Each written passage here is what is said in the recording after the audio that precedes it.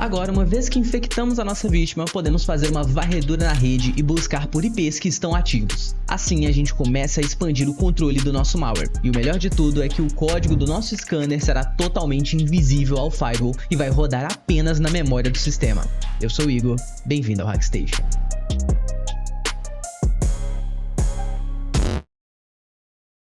Aviso importante. Essa série de vídeos é destinado para fins educacionais. Todo o conteúdo apresentado, sem exceções, está sendo feito em ambiente controlado, supervisionado e não apresenta risco real a nenhuma entidade ou sistema protegido.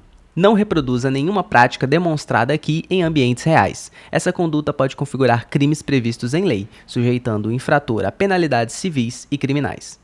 Qualquer uso inadequado do conhecimento apresentado será inteiramente por sua conta e risco. O meu objetivo é passar conhecimento e ensinar como ameaças operam na prática, para que você saiba como se defender. E aí, tudo bem? Eu estava trabalhando recentemente e percebi que eu podia adicionar uma nova funcionalidade no nosso malware, que é fazer um scan local da rede, uma vez que os scans que são feitos por ping, geralmente eles geram muito ruído nos firewalls e são facilmente detectáveis pelos antivírus ou até mesmo pelos sistemas de proteção da rede, principalmente se for rede corporativa. Vamos fazer um teste aqui, só para exemplificar o que eu estou querendo dizer. Eu vou executar o nosso Trojan, que a gente fez na última aula, tá? Com as últimas atualizações. Se você não viu a última aula, dá uma passada lá que tá bem legal. Foi um mega aulão sobre exfiltração de dados, então tá bem grande, deu bastante trabalho para poder fazer. Eu vou só alterar um pouquinho o nosso connect aqui. Uma das coisas que eu vou fazer nesse connect é importar uma biblioteca que chama readline. Ela já é nativa e a gente nem vai precisar chamar essa função. Basta chamar essa biblioteca aqui, ela já vai estar funcionando. Por quê? Essa biblioteca aqui, ela oferece mais compatibilidade quando a gente usar o nosso connect.py dentro de um Linux, que é o que eu vou fazer agora, inclusive. Eu vou rodar ele no Kali Linux para a gente poder fazer uma varredura na rede. E os artifícios de terminal, como tecla para cima, tecla para baixo, eles não vão funcionar nativamente se você não importar essa biblioteca. Então, importa ela aí. Outra coisa que eu vou fazer é aqui na linha 250 e poucos, depois de todos os comandos, eu coloco um timeout de 2 segundos. Então, se o nosso Trojan não responder em 2 segundos, ele gera esse timeout e a gente recebe uma mensagem dizendo que no response from client. Eu vou aumentar esse tempo também, só para poder demonstrar aqui na aula, mas eu vou manter esse tempo em 30 segundos, então eu vou dar um timeout bem grande, eu vou dar 30 segundos para o nosso malware responder as conexões, e eu recomendo que você faça algo parecido também, tenta aumentar aí e acha um timeout que funciona para você. No mais, é só isso. Vamos no seguinte, vamos conectar o nosso Trojan aqui então com trojan.py. Eu não vou fazer persistência, então eu desativei a linha de persistência, igual na última aula também. E eu vou executar ele direto do terminal, não vou gerar executável. Aí ele já está tentando conectar. Eu vou vir aqui na minha máquina virtual, que está rodando Kali Linux, e eu vou rodar Python 3 connect.py. Vamos aguardar uma conexão? Beleza. Uma vez que a gente está conectado, a gente precisa lembrar, a gente está conectado no CMD do Windows. Qual que é a diferença? O CMD ele é bem mais limitado em relação ao PowerShell. Só para você ver que a gente realmente está no CMD, se você digitar dir, ele vai gerar uma listagem dos arquivos aqui. E se você digitar, vou até dar um clear aqui, para eu não precisar mostrar tudo. Se você digitar PowerShell, e aí sim, dir, ele vai executar o PowerShell no comando dir. Então você vai ver que a listagem de diretórios ela vai ser diferente. Ela vai listar aqui as permissões do diretório e numa listagem diferente, porque a gente está executando o PowerShell. Beleza? Inclusive, você pode executar comandos do PowerShell dessa forma. Só que, como a gente está tratando aqui de um malware que vai ser executado com o usuário padrão, é bem possível que você não tenha privilégios o suficiente para executar isso, tá? Alguns comandos do PowerShell, bem provável que você não tenha esses privilégios. Mas eu não estou aqui para falar disso. Vamos supor que a gente quer dar uma olhada na nossa rede local e a gente quer descobrir quantos hosts ativos a gente tem nessa rede 192.168.1. É natural a gente pensar que uma das formas da gente fazer isso é via ping.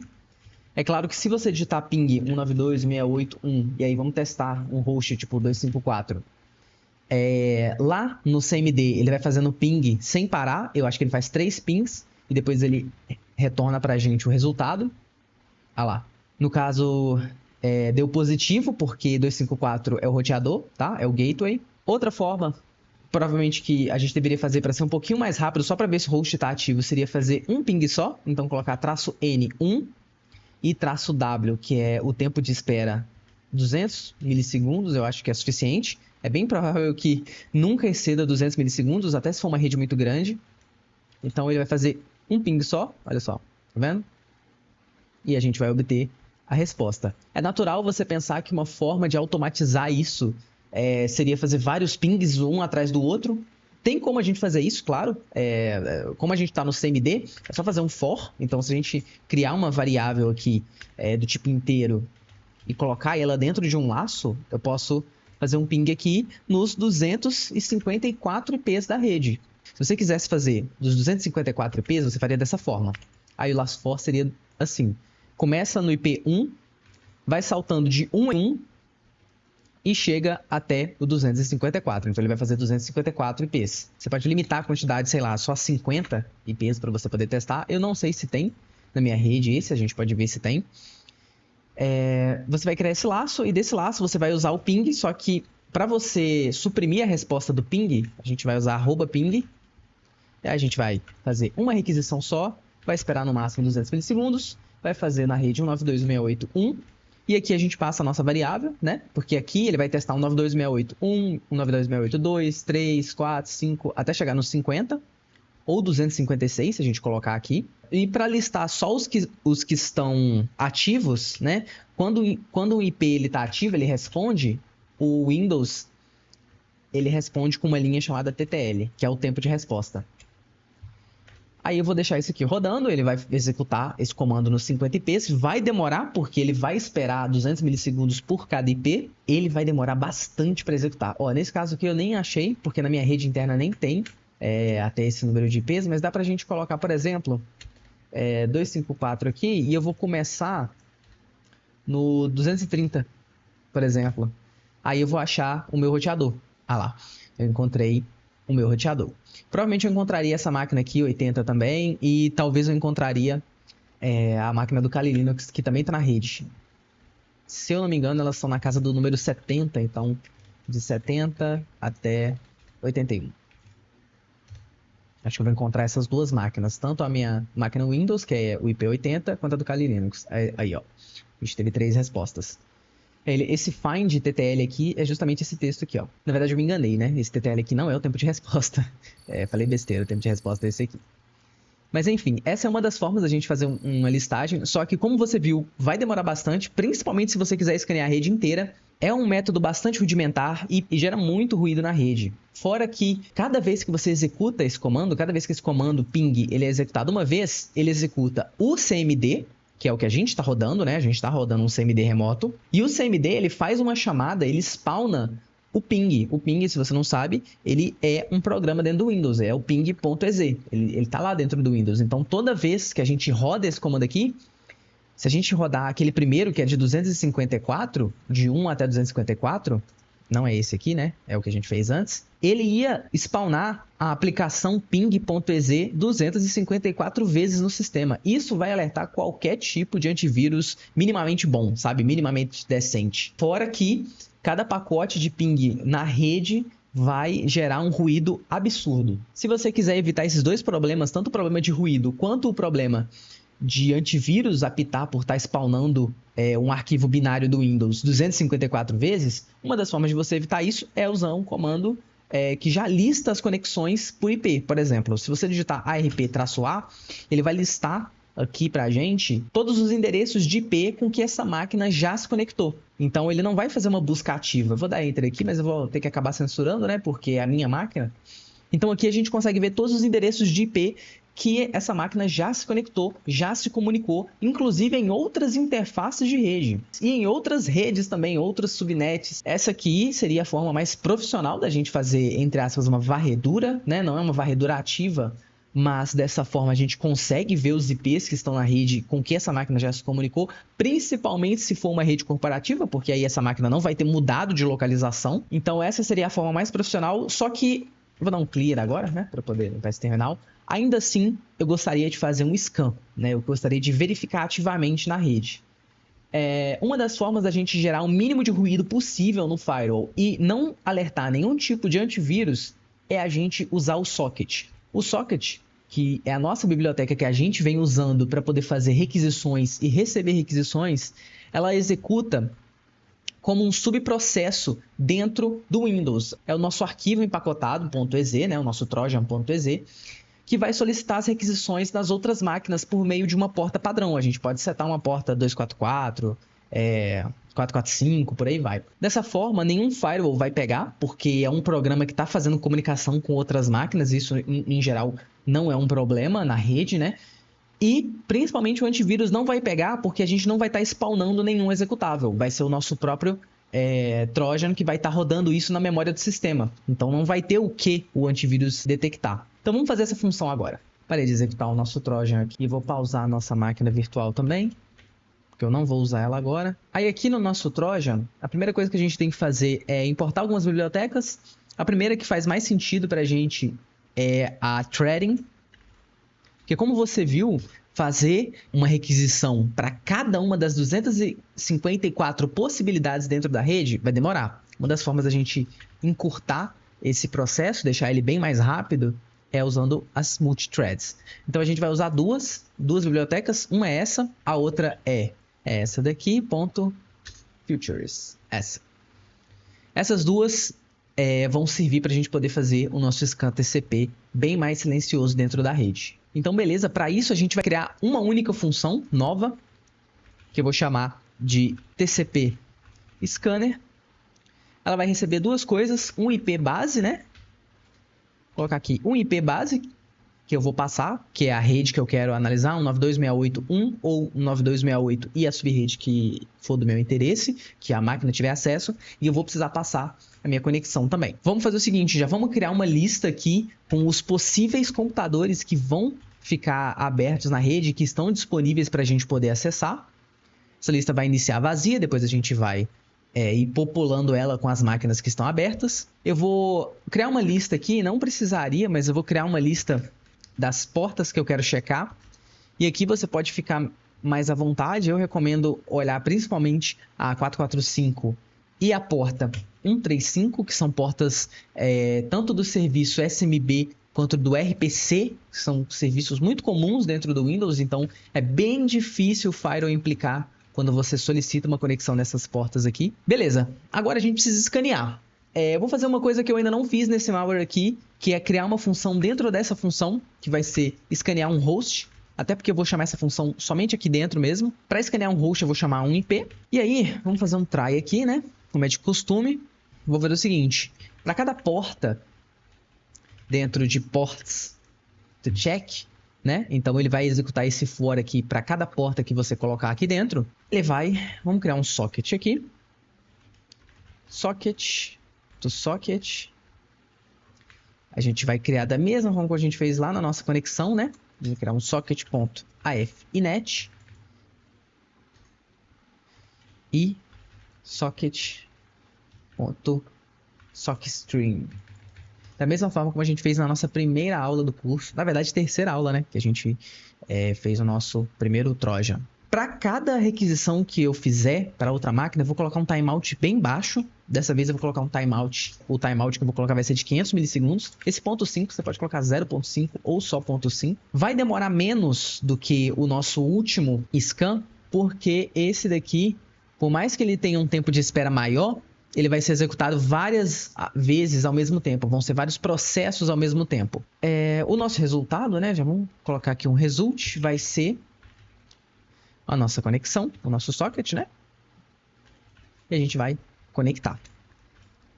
A gente vai conectar no IP que está no nosso laço, tá? E na porta que está aqui em ports to check. É o IP que a gente receber e as portas que são para checar. Então ele vai checar 2 portas por IP, beleza? Se você quiser, você pode diminuir esse número aqui, mas eu estou assumindo que na rede vão ter pelo menos máquinas Windows, claro, que tenham essas portas aqui abertas. É claro que você pode mudar isso de acordo com as portas ou com os tipos de dispositivos que você acha que vai ter nessa rede. Depois a gente não pode esquecer de fechar a nossa conexão também. sock.close. Se deu tudo certo, se a nossa conexão foi bem feita e o nosso socket conseguiu estabelecer uma conexão, o resultado dele, nosso result, ele vai ser um número, vai ser 0, tá? Eu não lembro se eu já falei isso na outra aula, mas se a conexão deu certo dentro do socket, ele retorna 0. Então, se ele retornar 0, é porque deu certo. Aí, vamos colocar na tela. Na verdade, vamos retornar aqui. Eu já vou colocar uma resposta positiva, né? Colocar um mais. Colocar aqui o IP, que foi o IP que a gente conseguiu fazer uma conexão.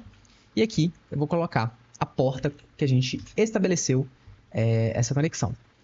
Eu vou dar uma estilizada nisso daqui. Obviamente, eu fiz os testes antes da aula, né? E eu vou dar uma estilizada, vou fazer desse jeito aqui. Isso daqui é basicamente 2 pontos, quer dizer que eu vou fazer uma estilização desse texto. Eu vou alinhar esse texto na esquerda e ele vai ter obrigatoriamente 16 espaços. Ou seja, ele vai ficar mais estilizado. Aí eu vou dar um espaço e vou colocar aqui qual porta. Beleza. Depois que isso terminar, retorne none. Aqui a gente colocou um try, né? Se o nosso socket der errado, isso daqui não trata caso o nosso socket der errado, tá? Isso aqui só encerra a função. Caso a gente tenha um erro e a gente não tenha nenhum retorno, eu vou colocar aqui um except, que é quando a gente não consegue estabelecer uma conexão no socket, o nosso socket retorna um erro chamado socket.gai_error, ok? Se retornar isso aqui, quer dizer que a gente não conseguiu estabelecer uma conexão. Então eu vou colocar aqui, dessa forma. Lembra de colocar sempre o binário, tá? Significa que a gente não conseguiu fazer conexão alguma, não conseguiu se conectar a essa subrede. Ou seja, a rede de IP não existe ou está inalcançável. Beleza, essa função é isso. Eu vou fechar essa função aqui agora. E aqui embaixo eu vou colocar os IPs que eu vou escanear. E eu vou colocar eles dentro de uma lista. E essa lista basicamente vai ter uma lista de todos os IPs. É claro que você pode fazer um laço for aqui do lado de fora e aqui só jogar os valores aqui para dentro. Ou mesmo colocar um for aqui dentro, né? Acho que fica até mais fácil a gente colocar um for aqui dentro, só que eu não vou estilizar, não vou colocar o for aqui não. Já vou colocar ele numa linha só. Tem como a gente fazer assim, ó. Faz uma f-string. Aqui a gente coloca o IP base. A nossa função vai receber. Ponto, uma variável i que a gente vai criar agora, que é for i in range. Da mesma forma, a gente vai colocar de 1 até 255.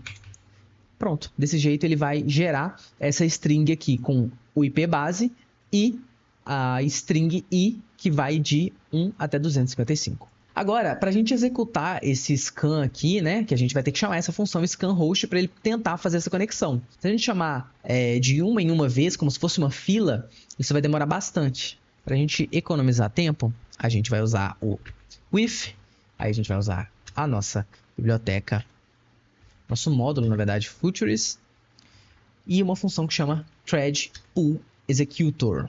A gente vai criar basicamente aqui várias threads que vão executar a mesma função ao mesmo tempo, vários subprocessos. Aqui a gente consegue definir qual que é o tamanho máximo de subprocessos que ele vai criar. Você pode criar 50, se o seu computador for bom, você pode criar mais. Eu já estou planejando uma aula aqui para frente que a gente vai usar threads também, que eu vou usar mais de 5.000 threads no nosso programinha, mas vai ser uma aula para outro dia, tá? Para teste a gente pode colocar 100 ou até mais. Vamos fazer um teste com 100 e eu vou chamar isso de executor. E aqui a gente vai chamar esse executor. A gente vai chamar esse executor e vai chamar a nossa função. Então você vai colocar .map, abrir espaço, e aqui você vai chamar qual que é a função que as 100 threads executem. Eu vou chamar scan host, que é a nossa função ali em cima. A scan host, ela pede um argumento, né? Que ela pede os IPs que ela vai escanear. Para isso, a gente vai colocar aqui o IPs to scan. Vamos jogar a resposta da nossa função, porque a nossa função ela vai retornar os IPs, né? A gente não pode esquecer que a nossa função vai retornar os IPs. Então, a gente tem que receber dentro de uma variável, desse jeito. Vamos então ler cada resposta que a gente receber, porque aqui a gente vai receber mais de um IP, possivelmente, né? Então, vou colocar para R em results, ou seja, para cada iteração dentro dos meus results, ou ele vai retornar o IP e a porta com que ele conseguiu fazer a conexão, ou ele vai retornar none. Se eu não tiver uma conexão, então eu vou ter um none, ou seja, eu posso colocar aqui if R, porque qualquer coisa que não seja none é um resultado positivo. Aí eu vou colocar aqui open hosts, vou chamar a minha lista que está aqui em cima e vou adicionar na minha lista .append esse R, que é essa resposta positiva. Depois, a gente pode ler a nossa lista e verificar se a nossa lista está populada, né? Então, aqui embaixo, a gente pode colocar if open hosts, que se a nossa lista tiver com algum tipo de registro, quer dizer que deu certo, né? Então, vamos fazer um final result. Nosso final result vai ser... Vamos escrever aqui quais hosts que estão ativos. Vamos mostrar na tela todos os hosts que estão ativos. Eu vou fazer o seguinte. Eu vou saltar uma linha. Vou saltar uma linha aqui com contrabarra N. E vou juntar isso. Vou dar um join em open hosts. Então, a gente vai ter uma quebra de linha seguido de um IP e de um host. Até porque aqui a gente não tem quebra de linha. Então, aqui, vamos enviar de novo para o nosso atacante, né? Que é a gente mesmo. Que é para o nosso computador que está rodando o Connect. Vamos mandar para ele aqui o nosso resultado final. Final result. Claro, né? Aqui no final tem que ter ponto. Encode. Eu vou dar uma estilizada nisso aqui. Aqui eu vou colocar uma quebra de linha. E eu vou colocar um mais assim. E colocar active hosts. Colocar assim. E lembra que aqui eu dei um espaço e coloquei a porta? Aqui eu também vou dar um espaço e colocar esse open port aqui para ficar tudo listado um abaixo do outro. Isso se eu tiver, né, alguma coisa na minha lista, né? Se eu não tiver nada na minha lista, quer dizer que eu não retornei nenhum host está ativo. Porque pode acontecer de eu não ter um erro. A subnet, ela existir uma subrede, porém, eu não consegui me conectar com nenhum computador lá dentro nesse IP e nessas duas portas. Então, nesse caso, eu vou apenas responder que não foram encontrados nenhum host ativo nas portas que foram escaneadas. E é isso, tá? A nossa função é somente essa. Vamos fazer a integração dela com a nossa função aqui embaixo de CMD, que é essa daqui. A integração dela vai ser bem de boa. Eu vou para as últimas funções aqui, que é logo depois de upload, é aqui.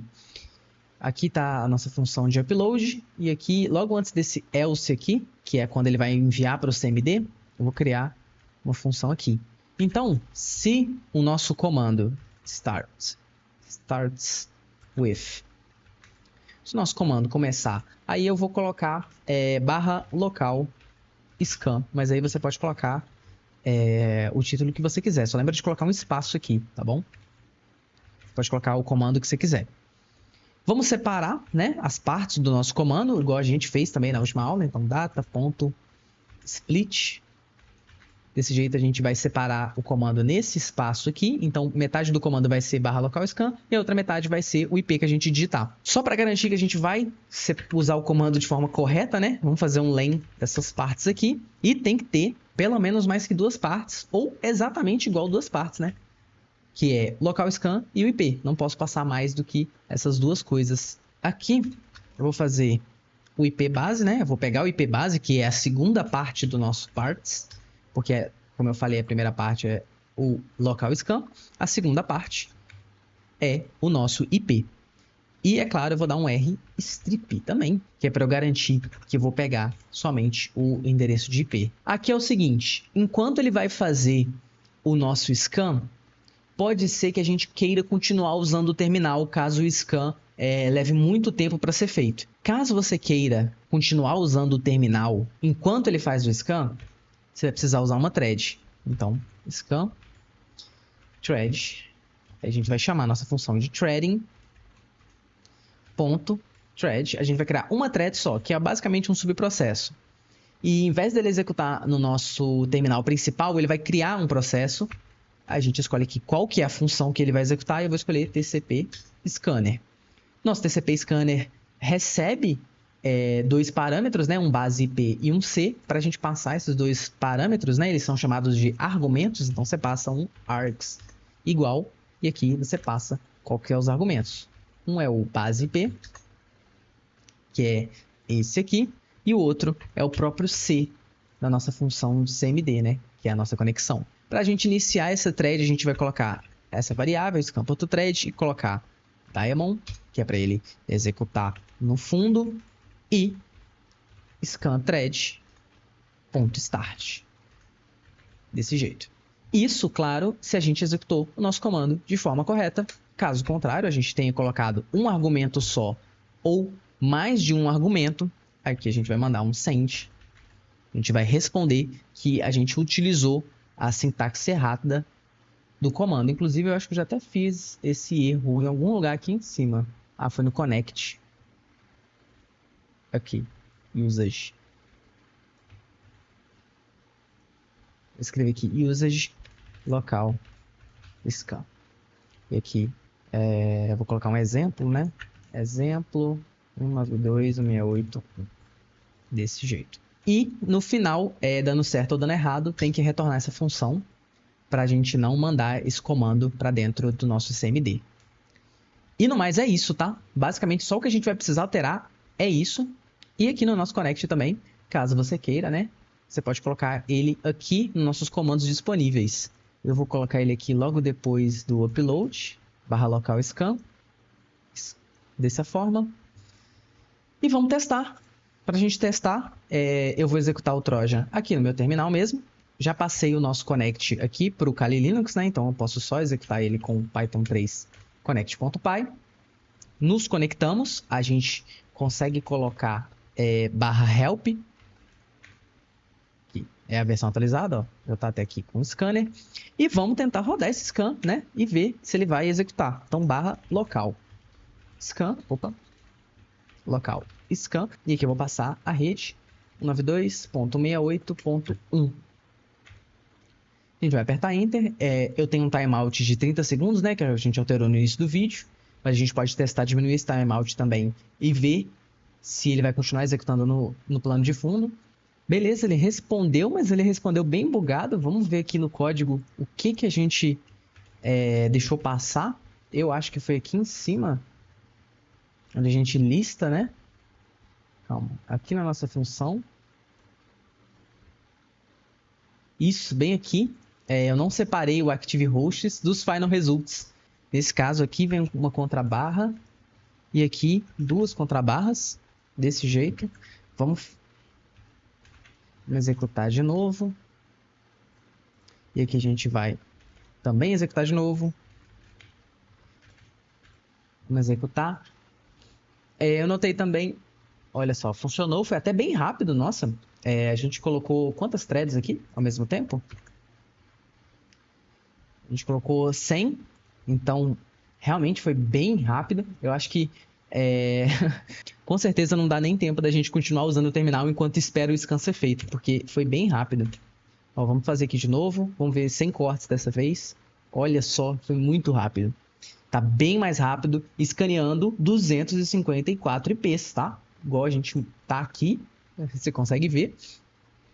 Tá escaneando os 254 IPs da rede. É a minha rede local que tem somente esses IPs aqui disponíveis no momento. Depois eu posso criar uma subrede. Provavelmente eu vou criar uma subrede para fazer no início do vídeo, com vários computadores conectados. E aqui qual porta que ele conectou, que foi a porta 445. A gente pode testar como que seria aguardar um scan longo, né? Eu vou fechar minha conexão aqui. Aqui eu vou parar de executar meu Trojan também. E aqui, em vez de 100, eu vou colocar 10. Aí vai ficar bem lento agora. Vou colocar aqui. Vamos nos conectar. Vou aguardar por uma conexão. /clear. E vamos rodar um local scan. Eu esqueci de alterar o nosso... Peraí, na verdade, aqui... Vamos alterar o nosso connect.py. Vamos pesquisar pelo set timeout. Esse timeout aqui. Não, na verdade é o timeout aqui de baixo. Aqui. Achei. Nosso timeout de 30 segundos. Vamos voltar ele para 2 segundos. Caso o cliente não responda, a gente continua usando o terminal. Não é a melhor forma de fazer isso, né? Até porque a gente sabe que o nosso script é bem rápido, mas a gente pode tentar mesmo assim.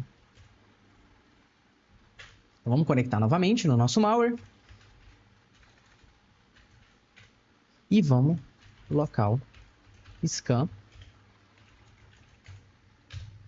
Ele vai esperar só 2 segundos, vai dizer que a gente não obteve resposta, porém o nosso scan é para estar executando em segundo plano. E a gente deve receber a resposta dele quando a gente enviar qualquer outro comando. Inclusive, caso a gente envie um comando vazio, só aperte Enter. Eu acredito que é para ele retornar a nossa resposta. Ainda não foi. Vou esperar mais um pouco. Vou colocar um dir assim para ver. Aí, agora foi. Só quando eu fui testar para listagem de diretórios, apareceu o resultado do nosso scan. Então, o nosso scan ele vai retornar a resposta, acredito eu, que quando a gente digitar um comando, e não quando a gente digitar Enter, né? Não enviar uma resposta vazia. Aí, agora sim, veio o comando dir, que foi o primeiro comando que eu dei lá. Beleza. Vou voltar o nosso connect aqui para 30 segundos, porque eu não vou usar ele mais com timeout de 2 segundos, até porque o nosso scan está bem rápido. Desse jeito. E eu vou voltar as nossas threads aqui. Vou voltar as nossas threads aqui para 100. Se a gente colocar uma rede que não existe, por exemplo, essa rede aqui, ele vai tentar fazer o scan e deve retornar para a gente. Olha, não foi encontrado nenhum host nessa rede. Bom, no mais é isso. O vídeo vai ficando por aqui.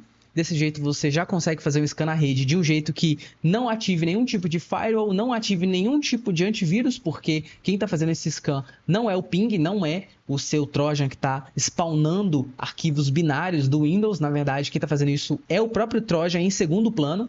E está fazendo isso utilizando portas bem comuns do Windows, né? Então esse scan aqui ele vai detectar máquinas Windows que mantém essas portas abertas. Desse jeito você consegue fazer de uma forma bem mais evasiva e bem mais stealth, digamos assim. No mais, muito obrigado por assistir esse vídeo, muito obrigado por dispor do seu tempo para estar aqui nesse canal. Se você gosta do nosso projeto educacional e da nossa distribuição gratuita de conteúdo, considere se tornar membro do canal e apoiar financeiramente o nosso projeto. Eu vejo você no vídeo da semana que vem. Até mais!